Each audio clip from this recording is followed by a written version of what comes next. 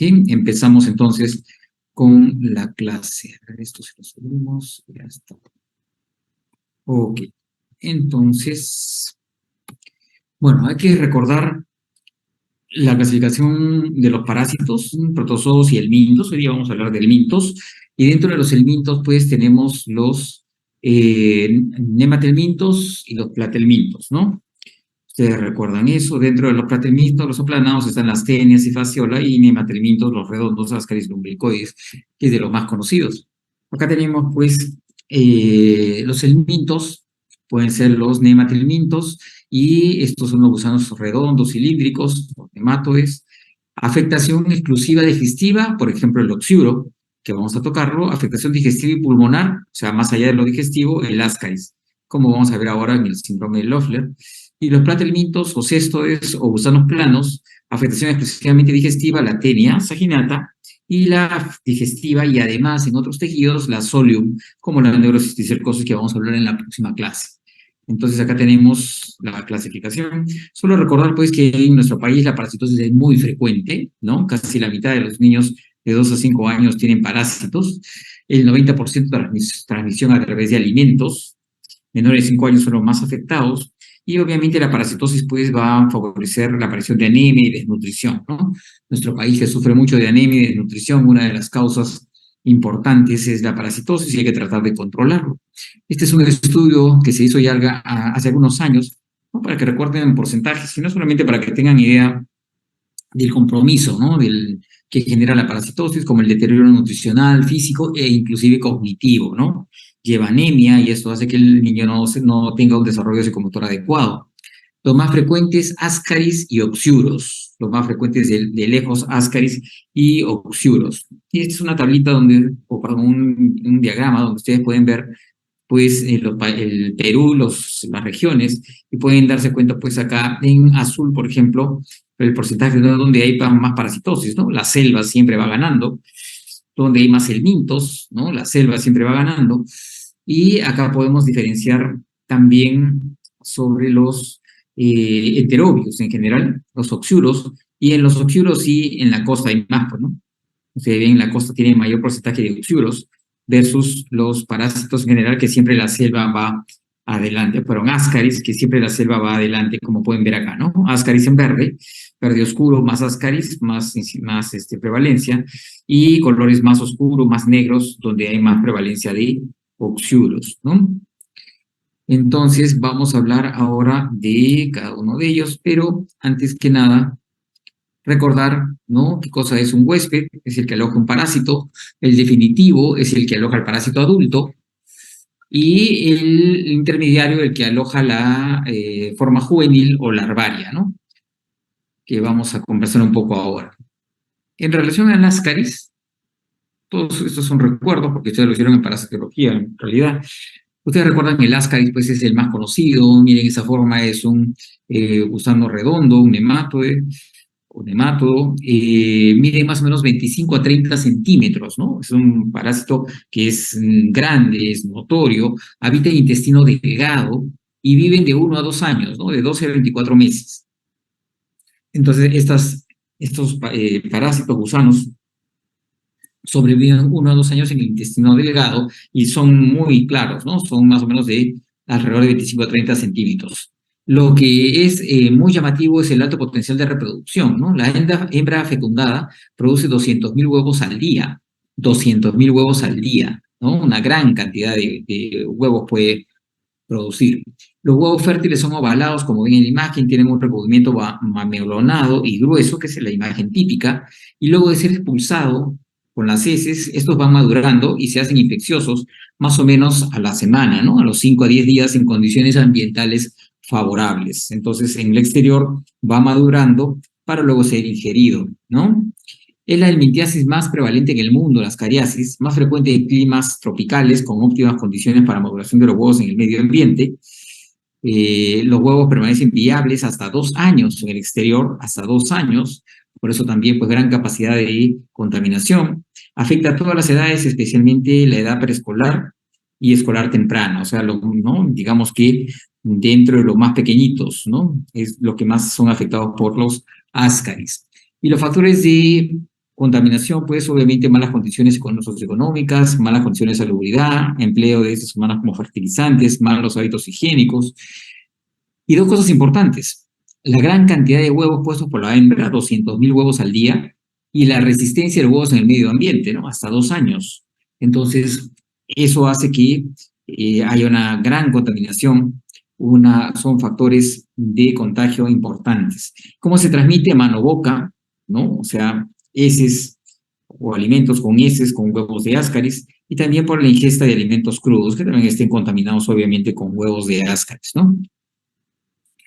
Hay que recordar entonces, como estábamos comentando, pues que el huevo sale con las heces, ¿no? El humano defeca, bota los ascaris, estos ascaris van madurando en el medio ambiente y luego de que ya tienes un huevo embrionado, estos son los que ingieres la persona, estos huevos embrionados una vez ingeridos se rompen en el intestino delgado, ¿está? Se rompe en el intestino delgado del huésped. Las larvas son, las larvas son liberadas y estas penetran mucosa de la pared intestinal y migran hasta los pulmones, ¿no? Penetran la pared, migran hasta los pulmones a través de la circulación venosa, ¿no? Causan ascariasis pulmonar en algunos casos, entrando en los alvéolos y migrando, ¿no? Hasta los bronquios, hacia la tráquea. Al momento que el paciente tose, expulsa larvas que nuevamente van a ser deglutidas y van a pasar nuevamente al intestino delgado, donde maduran ya a gusanos adultos. Entonces es todo el viaje que hace un ascaris, ¿no? Por eso puede producir problemas a nivel de otros sistemas, no solo el gastrointestinal. Las hembras comienzan a poner huevos a las 8 a 10 semanas. Entonces, una vez que ya estos gusanos maduran a adultos, luego de 8 a 10 semanas van a comenzar a poner huevos, ¿no? Luego de más o menos 2 a 3 meses ya comenzarán a poner huevos, 200.000 huevos al día, como comentaba, gran cantidad, ¿no? Las manifestaciones de las cariasis, una vez que ya pues, hemos sido contagiados, depende de la intensidad de la infección y de los órganos afectados. Muchos pueden pasar asintomáticos, son hallazgos en exámenes de laboratorio, riesgo de desnutrición, como comentamos, cuanto más parasitismo, más pues más riesgo de que el paciente se desnutra. Cuadros más severos cuando hay un compromiso pulmonar y cuando hay obstrucción intestinal o del tracto biliar, ¿no? Ahí van a ser las manifestaciones más floridas en realidad, como vamos a ver ahora. Hay que recordar esto que es el ciclo de Loss, ¿no? Lo presentan algunos parásitos, larvas de ascaris, uncinarias y estrongiloides. Este ciclo de Loss es la migración de las larvas por pulmón. Entonces, eso que mencionábamos, que penetra la mucosa del intestino, pasa por la circulación venosa, llega hasta el pulmón, ¿no? Y este ya parásito que llega hasta el pulmón puede dañar capilares, producir microlesiones, microhemorragias y también generación de una respuesta alérgica. Recuerden que ya esto se llama ciclo de Loss, ¿no? Pero el ciclo de Loss puede presentarse con manifestaciones, como es el síndrome de Loeffler. El síndrome de Loeffler se da frecuentemente en primoinfecciones por ascaris, o sea, cuando es la primera infección en el paciente, en zonas no endémicas, y estos son pacientes que viajan muchas veces de zonas no endémicas a zonas endémicas, y ahí es donde tiene su primoinfección. Y recuerden que se da en promedio 1 a 2 semanas después de la ingestión del huevo. O sea, el paciente tiene que estar entre 1 y 2 semanas en el área donde se contaminó para que se presente el ciclo de Loss. Es decir, un paciente viaja a una zona, digamos, endémica o con alta parasitosis y se contagia y comienza a presentar una sintomatología pulmonar 1 a 2 semanas después de haber viajado, de haber llegado a la zona, ¿no? Esa sintomatología pulmonar asmatiforme por una respuesta eosinofílica periférica, inmunoglobulina aumentada, infiltrados pulmonares. Esto es lo que se llama síndrome de Loeffler, ¿no? Por vasodilatación y broncoconstricción es que ustedes van a tener síntomas como una crisis asmática. Entonces recuerden, un par de semanas, 1 o 2 semanas después de haber llegado a la zona endémica, es que comienza a presentar una crisis asmática por primera vez en su vida un paciente pues, que no tenía antecedentes, ¿no? Es mucho más evidente ahí pensar en un síndrome de Loeffler. Ahora, uno dice, vamos a hacerle un examen de parásitos para ver si tiene parásitos. Recuerden que cuando el paciente se contamina, Recién después de varias semanas va a presentar la presencia de huevos en las heces. O sea, aproximadamente 8 semanas después de presentar el síndrome de Loeffler es que ustedes van a tener la presencia de Ascaris o huevos de Ascaris en heces. Entonces, si alguien está con crisis asmática y piensa, una supuesta crisis asmática y piensan en este síndrome, no le hagan un parasitológico porque probablemente va a salir negativo, ¿no? Si es que recién empezó el cuadro. Semanas después es que van a tener ustedes que ya esas larvas que maduraron a adultos en el intestino delgado, luego ya de haber hecho el síndrome, el ciclo veloz y el síndrome de Loeffler, recién van a comenzar a botar los huevitos y van a ser apreciados en las heces de ese paciente. Entonces, el diagnóstico no es a través de buscar pues, huevos en las heces. Ahora vamos a ver cómo se hace el diagnóstico, ¿no? Síntomas pulmonares, entonces, es este síndrome de Loeffler, son síntomas transitorios. Puede haber fiebre, tos no productiva, disnea, hemoptisis ocasional, inclusive, infiltrados pulmonares, o sea, tiene un cuadro que parece, pues, esto, un broncoespasmo, una neumonía, ¿no? ¿Y cómo se hace el diagnóstico? A presencia en el esputo de larvas o de eosinófilos, como pueden acá ver, ¿no? Entonces, en el esputo pueden ver ustedes larvas, ¿no?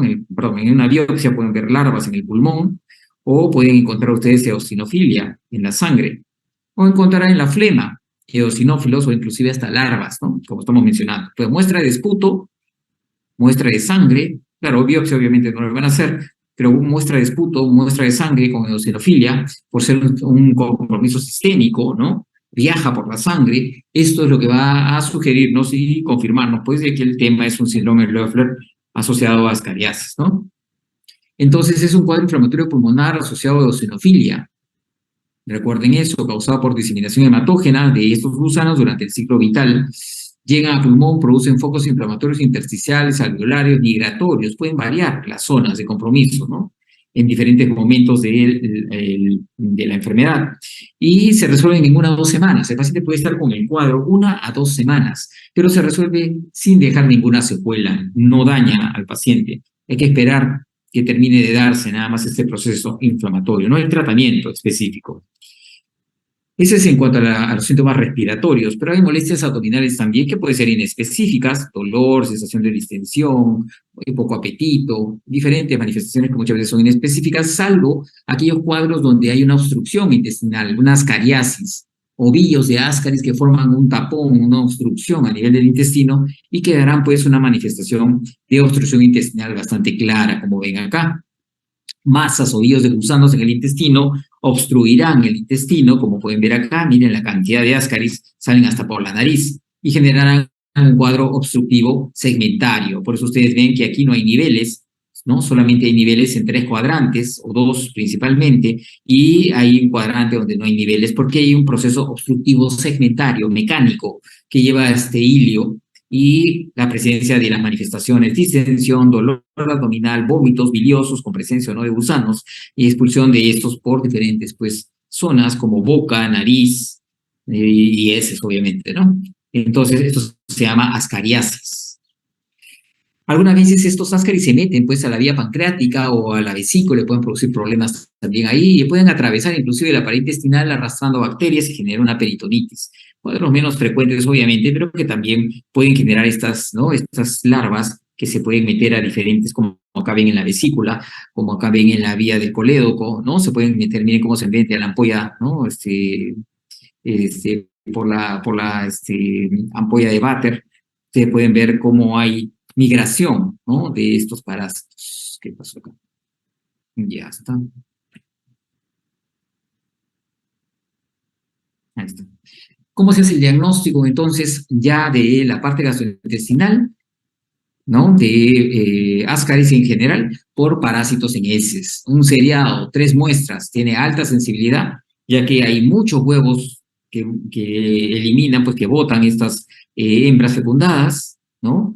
Es muy fácil de encontrarlos. Recuerden, en su clase de parasitología abundaban los huevos de Ascaris, ¿no? Eran muy fáciles de encontrar en las muestras, claro, preparadas, pero era lo que más predominaba, ¿no? Pueden ver en diferentes estados, ¿no? En diferentes estadios, porque sufre pues una evolución, los Ascaris en el medio ambiente. Y el tratamiento es de los más conocidos, albendazol, el más conocido, no necesitan recordar dosis, no vamos a preguntar dosis, pero sí un poco, pues, Ustedes saben, los antiparasitarios más conocidos, albendazol, mebendazol, nitazoxanida, que es de los más recientes, que se usa mucho actualmente para erradicar pues, parásitos, incluidos estos frecuentes que son los ascaris. Y lo que sí deben recordar son cómo actúan en general, ¿no? Los albendazol y mebendazol, que son los más conocidos, producen una parálisis espástica y además agotamiento de las reservas energéticas. Por eso se muere el parásito, ¿no? Porque inhibe captación de glucosa y nutrientes. El pirante no se usa tanto, pero también produce una parálisis espástica. Y la nitazoxanida lo que hace es no parálisis espástica, sino también altera el metabolismo de glucosa a nivel del parásito y agota sus reservas, por eso se termina muriendo. Entonces, algunos, como el albendazol y mebendazol, producen parálisis espástica y alteraciones en el metabolismo de la glucosa y nutrientes, la nitazoxanida nutrientes, y deben recordar que se llama piperacina. La piperacina, que es raramente utilizada, en realidad lo que produce más bien es una parálisis flácida, y de esa manera pueden ser expulsados con más facilidad. ¿En quién utilizar piperacina? La piperacina se utiliza y se busca usarla por su efecto de parálisis flácida cuando hay obstrucción intestinal o biliar. ¿Y por qué? Porque si ustedes le dan algo que provoca una parálisis espástica, el ovillo se va a poner más compacto y va a mantenerse la obstrucción y va a ser más difícil que sean expulsados.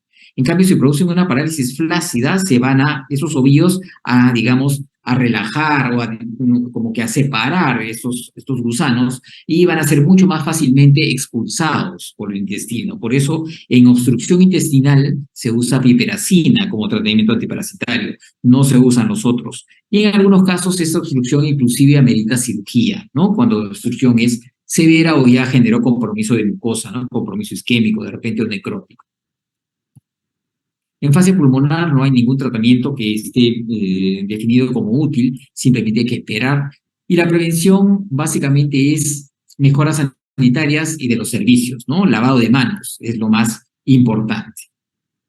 Eso es en cuanto a ascaris, a grandes rasgos, los puntos más saltantes que deben recordar, ¿no? Y que, bueno, estamos también revisando de lo que ya hablan en parasitología. Ahora vamos a hablar de los oxíoros. Y acá es la imagen del niñito que se rasca el potito, ¿no? La típica, rascado de potito, contaminación, mano-boca, ¿no? Este es un nematodo también, un gusano redondo igualmente. Este gusanito mide 1 centímetro de largo, es muy pequeñito, ¿no? Es muy pequeñito, 1 centímetro, la mamá dice unos hilitos blancos, ¿no? Con puntitas en los extremos, filamentoso. Este habita más bien en el ciego y en las áreas adyacentes del ilio y del colon ascendente, en el ciego y toda la zona del ciego, ¿no? La hembra grávida migra durante la noche y la hembra adulta migra durante la noche del ciego hasta llegar al ano, a la región perianal y perineal. Y ahí es donde deposita los huevos, 15.000 huevos al día, a diferencia del ascaris que son 200.000 huevos al día. Y estos huevos, ustedes ya conocen, como ven acá, pues que son convexos por un lado y aplanados por el otro. Es típico el huevo del oxyuro enterobius. Se desarrollan en 6 horas y se mantienen viables solo 20 días. 2 años el ascaris, 20 días el enterobius, ¿no? Se desarrollan rápidamente en 6 horas en el medio ambiente, pero rápidamente también se destruyen. Y por eso es, ¿no?, un poco menos contaminante que el ascaris en general. Habitualmente la infección es vía fecal-oral, en la típica rascada de potito, y se comen las uñas o se meten la mano a la boca los niñitos o agarran cosas y finalmente el huevito ingresó por la boca, ¿no? ¿Dónde más está? Al ingerir huevos que pueden llevarse por las manos, la ropa, sábanas, porque ustedes saben que sale en la noche, entonces en las sábanas hay muchos huevitos, o hay veces en el polvo doméstico, ¿no? En el polvo que hay, pues también en la ropa de cama de repente, o en los mismos muebles. Después de la ingesta, las larvas maduran para dar lugar a gusanos adultos en 1 a 2 meses. 1 a 2 meses, ¿no? Que más o menos lo que demora el ascaris también, pues, ¿no? Hablábamos de 8 semanas, que son más o menos 2 meses para que madure, una vez que ya llegaron después del ciclo de los al intestino delgado. Entonces, estos también demoran 1 a 2 meses. Afecta a individuos de todas las edades, generalmente niños un poco, ¿no? También un poquito mayores que el ascaris, pero igual todos son niños que son afectados, escolares más grandecitos, ascaris escolares y preescolares. prevalente en climas templados, una de las infecciones más frecuentes, infecta a una cantidad importante, 30% de niños en todo el mundo, y el único huésped conocido es pues el humano, ¿no? Es común en áreas donde los niños conviven muy juntos, ¿no? Porque ahí facilita la transmisión de los huevos, en guarderías, ¿no? En nidos, colegios, es donde se contaminan con más frecuencia. Debido al corto ciclo vital del gusano adulto, es probable que el parasitismo crónico sea consecuencia de reinfecciones. Esta es una reinfección, ¿no? Se rasca mano-boca, autoinoculación. Eso hace que a cada rato le dan tratamiento y pasa ¿no? Desde 2 o 3 meses o otra vez parasitado el paciente, ¿no? Eso se llama reinfección y generalmente por autoinoculación, como estamos viendo, este niñito tiene pues, gusanos adultos en su intestino, finalmente le pica el potito, se rasca y los huevitos que están ahí en la región perianal terminan nuevamente en su boca, ¿no? Estos huevos, entonces, que están en el ambiente, son depositados en los pliegues perianales por las hembras en las noches, son ingeridos al llevarse las manos a la boca después de rascarse, autoinfección o tras manipulación de objetos, ropa de cama. También pueden viajar por el aire y luego ser ingeridos, también al sacudir la ropa. Una vez ingeridos, progresan hasta el intestino delgado, donde liberan larvas, y estos ya finalmente se establecen en el ciego, ¿no? Como mencionábamos. Por las noches saldrán a hacer los depósitos en la zona del potito. Y ese es el ciclo muy corto, no hay ciclo de lodos en este caso. Puede causar síntomas durante migración, puede causar reacciones alérgicas, estimulación mecánica e irritación por el rascado, como ustedes pueden ver, ¿no? Acá hay un gusanito, se le produce comezón, se rasca, se irrita. Eso es lo que produce el introducción niño, por eso muchas veces no duerme bien, ¿no? Tiene prurito anal, especialmente nocturno, como que está incómodo, ¿no? Un sueño interrumpido, ese comezón que tiene en las noches. Normalmente no hay eosinofilia, porque no es un compromiso sistémico, porque no viaja por el resto del cuerpo, todo es a nivel de tracto digestivo, no hay compromiso de otros tejidos, entonces generalmente no cursa con eosinofilia, como hemos conversado. ¿Cómo se hace el diagnóstico? Pueden identificar huevos del parásito o gusanos. Los gusanos detectados en la región perianal, si los encuentran, ustedes deben tratar de conservarlos en una botellita con alcohol al 75% para ser analizados después, pero en realidad la imagen es típica, ¿no? Y ahora hay la facilidad de tomar fotos. Así es que no necesita poder hacer todo esto, simplemente una fotito y la mamá nos describe cómo es. Las muestras de heces de rutina no suelen mostrar los gusanos, no es fácil, ¿no? Encontrar gusanos en las muestras de rutina, de heces, por si acaso. Los huevitos sí se pueden encontrar, pero en un seriado, pero los gusanos, la verdad que muchas veces no se pueden encontrar. Los huevos tienen que ser seriado por 3, pero como es mucho menos frecuente, porque también el número son 15.000 al día, son mucho menos que los ascaris, y el periodo también que se mantiene vivos es mucho menor, 20 días nada más, es que lo que nos ayuda es el Graham, ¿no? Y hacer varias muestras inclusive. Más muestras, más sensibilidad, ¿no? Más posibilidad de aislarlo. Lo que nos va a ayudar entonces es el test de Graham. Ustedes recuerdan una cinta Scotch que se adhiere contra la región perianal en las mañanas temprano, sin baño previo, para demostrar pues que la hembra salió y depositó los huevitos ahí, pues, ¿no? Depositó en la zona perianal. Eso es lo que vamos a demostrar con el Graham. Cinta Scotch se adhiere en la mañana y se pega una lámina para ser transportada al laboratorio y se mira al microscopio.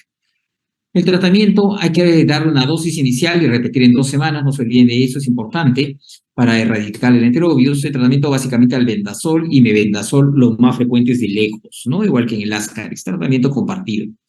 La prevención, pues, es tratar toda la familia, igual que en Ascaris, porque es muy contagioso, lavado de manos, el baño matutino elimina gran cantidad de los huevos, el baño matutino es importante, hay que cambiar toda la ropa de cama también para evitar que hayan huevitos ahí y disminuir el riesgo de autoinfección. Entonces, lavado, higiene de ropa, de manos y tratamiento familiar es lo importante.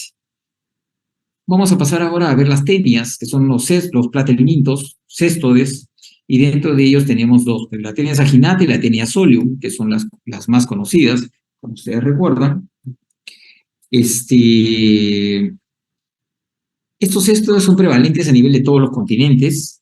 Hay que entender con claridad que las manifestaciones van a estar en relación a la teniasis, las manifestaciones van a estar en relación a la infección con la fase adulta intestinal o con la fase intermedia invasora. Fase adulta intestinal, huésped definitivo. Fase intermedia invasora, huésped intermediario.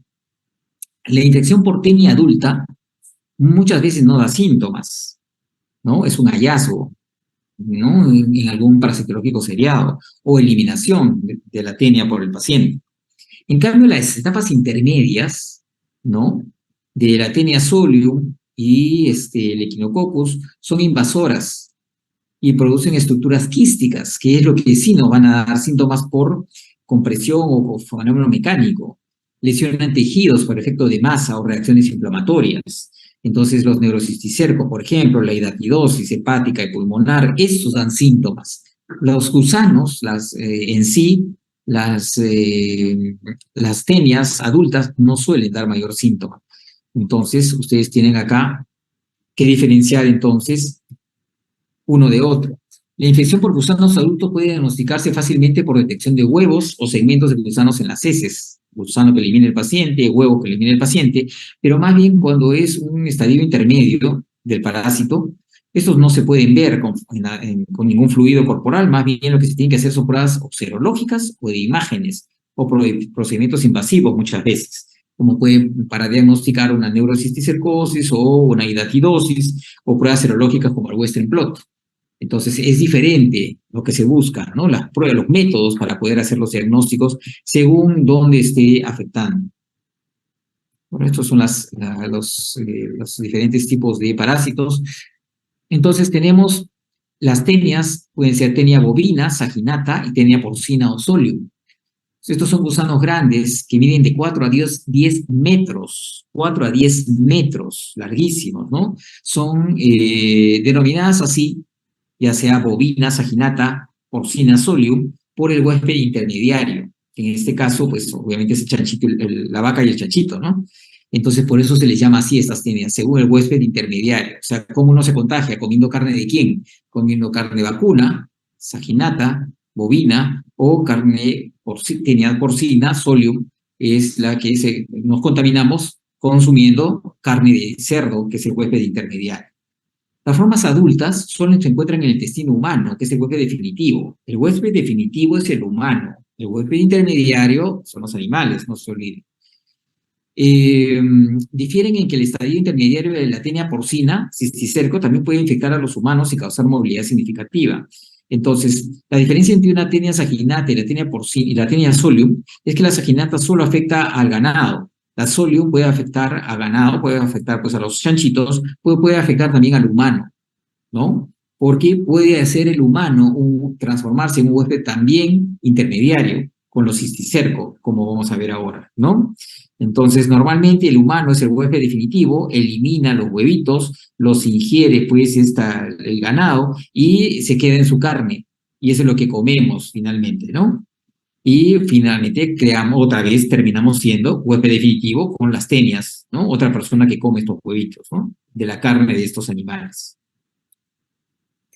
El cuerpo del gusano adulto se compone de cientos de segmentos aplanados, que se llaman proglótides, cuyo segmento más anterior, este de acá, se llama escólex, que ancla el parásito a la pared intestinal. Esta es la cabecita que queda anclada, ¿no? En la mucosa intestinal, en realidad. Y el resto son los proglótides. Segmentos nuevos son los inmaduros, que van, ¿no? Que surgiendo del escólex. Luego vienen otros que ya son maduros y finalmente los grávidos, ¿no? Cada uno de estos segmentos terminales, que son los proglótides grávidos, tienen entre 50.000 y 100.000 huevos. Y estos, o incluso los mismos proglótides, pueden salir intactos con las heces. También tienen una capacidad de producción de huevos muy grande, ¿no? Como ustedes se dan cuenta. Y ustedes pueden ver que el gusano está anclado acá, se cae el gusano completo o se caen proglótides o se caen huevitos, ¿no? Salen con las heces. Entonces tienen varias formas de presencia de este parásito en el humano, por presencia del gusano en sí, proglótides o también los mismos huevos. América del Sur, América Central muy afectado. Y recuerden entonces, los animales van a ingerir, ¿no? Vegetación contaminada con huevos que algún humano eliminó por sus tenias, ¿no? Las tenias que tienen en su intestino. Estos embriones se liberan del huevo y atraviesan pared intestinal y llegan a músculos y se quedan en la carne de la vaca y el cerdo, huéspedes intermediarios. El humano come esta carne y finalmente va a adquirir una teniasis, ¿no? Una teniasis. Recuerden que se fija el intestino, esta tenia va a estar entonces alojada en el intestino y va a liberar proglótides, va a liberar huevos y viene el ciclo. Huésped definitivo, entonces, el humano, ¿no es cierto? Ahora, al cabo de 2 a 3 meses, también igual, ¿no? 2 a 3 meses de ingerido es que va recién a los segmentos terminales van a madurar y se van a hacer grávidos para que puedan eliminar los huevitos. También, luego de 2 a 3 meses es la eliminación de los huevitos y la maduración, ¿no? Parecido a los otros parásitos ascaris y enterobios, en realidad. Manifestaciones variadas, desde asintomático, prurito, dolor, náuseas, hiporexia. Son síntomas leves e inespecíficos, la mayoría de tenias, en realidad. Los proglótides algunas veces el único hallazgo y preocupación de la familia es que botó un gusano de varios metros, ¿no? Estos son expulsados, son móviles y a menudo pueden presentar, ¿no? Se pueden presentar en en las heces y también pueden ser, en algunos casos muy raros, generar obstrucción intestinal, pero es muy poco frecuente. El ascaris lo hace con más frecuencia, ¿no? Por más que este es mucho más grande, pero el número es menor, ¿no? Uno no tiene pues tanta cantidad de tenias como puede tener de ascaris en el intestino, por eso no forma los ovillos, como estamos mencionando. Entonces, la tenia bovina afecta solamente el ganado, hace el ciclo que ya conversamos, la vaca come pasto con huevos, carne se queda, perdón, huevitos estos se van a quedar en la carne del vacuno, el humano lo consume, huésped definitivo y genera teniasis. El ciclo común, tenia saginata.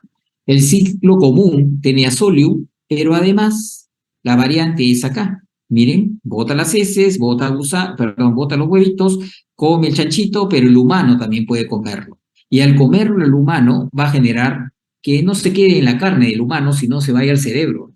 Lo más frecuente que se vaya al cerebro. Puede irse a otros tejidos, pero lo más frecuente es el cerebro. Y no solamente lo más frecuente, sino que lo que genera más problemas, ¿no? Que es la neurosis y psicosis que vamos a conversar en la otra clase. Entonces, la tenia solium, a diferencia de la saginata, puede generar otro compromiso en el humano, ya no como huésped definitivo, sino como huésped intermediario, cisticercosis humana. ¿Cómo se hace el diagnóstico? Si bota el gusano con el Scolex, la tenia saginata tiene solo 4 ventosas anteriores, la tenia solium presenta doble fila de ganchos, además de las ventosas, ¿no? Entonces, hay diferencias entre una y otra, que están, ¿no? Ustedes ven la diferencia entre una y otra, ¿ya? Sus ventosas son anteriores, esta no, pero tiene una fila de ganchos, ¿no? Entonces, eso es lo que puede diferenciar el Scolex. Pero cuando eliminan proglótides, se puede excretar en forma intacta y el examen microscópico nos puede ayudar en estos proglótides que son grávidas, ¿no? Fecundadas ya, y diferenciar entre tenia saginata y solium. ¿Por qué? Porque la saginata tiene más de 20 ramas uterinas. En cambio, la solium solamente tiene 10. Acá tienen las imágenes. Entonces, el microscopio puedo decir, ¿este es saginata o es solium? ¿Qué tipo de tenia es la que tiene? Si tengo todo el gusano, el Scolex nos ayuda. Si tengo proglótides grávidas, nos ayuda la imagen de las ramas uterinas. Mucho más numerosas en saginata que en solium. Y si boto huevos, ahí sí la cosa es complicada porque los huevos son bien parecidos en realidad, ¿no? No se pueden distinguir uno de otro, la verdad. Es muy difícil distinguir uno de otro.